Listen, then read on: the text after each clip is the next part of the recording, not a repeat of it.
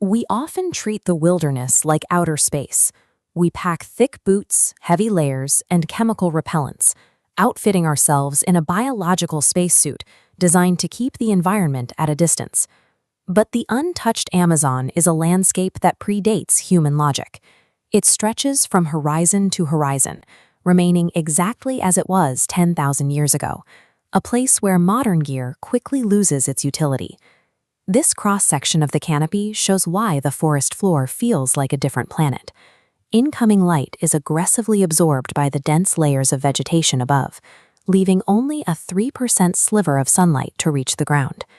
Entering this world with the intent to maintain total control through technology is a dangerous starting point.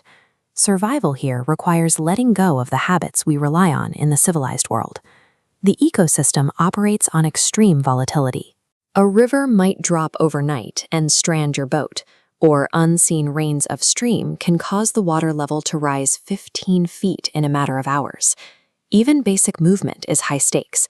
A single misplaced step can send your hand into 4-inch thorns, or disturb a lethal wasp nest hidden behind a broad leaf.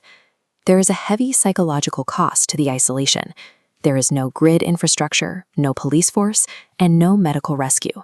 If something goes wrong, you are entirely responsible for the outcome.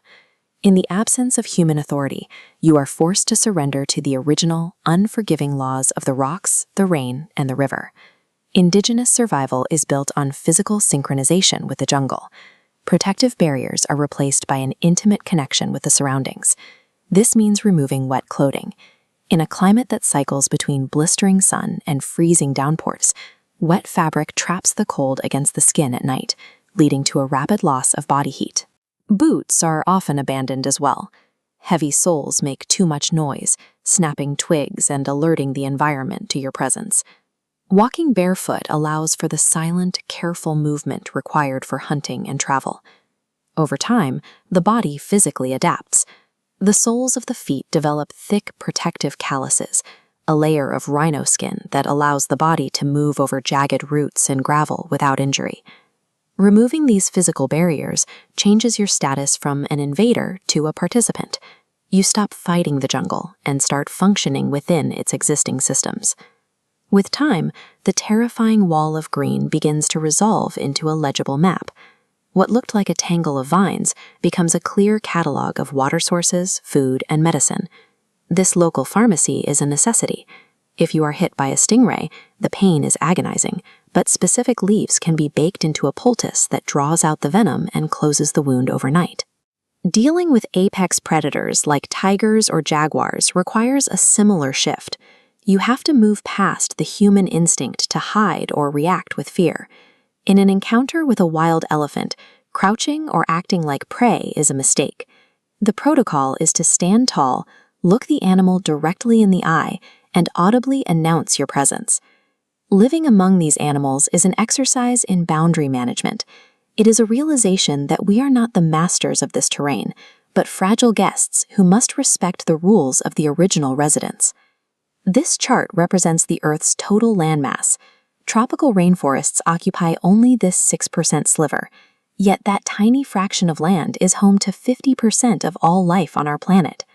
These regions act as the Earth's primary climate engines. They generate the weather patterns and irrigation systems that sustain the agriculture of entire nations.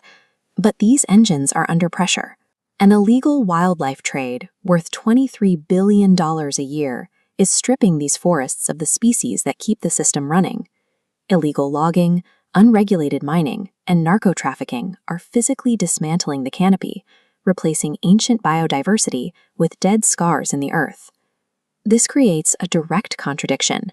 The very systems we rely on for modern life are currently dismantling the biological infrastructure that regulates the world's air and water. The organization Jungle Keepers is attempting to stop this destruction by changing the local economic incentives.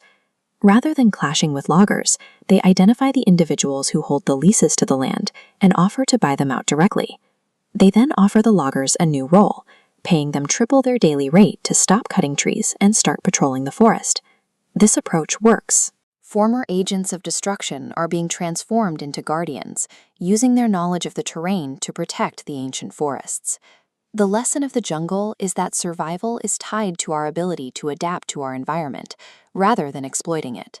To ensure our future, we have to move past our extractive habits and start acting as the protectors of the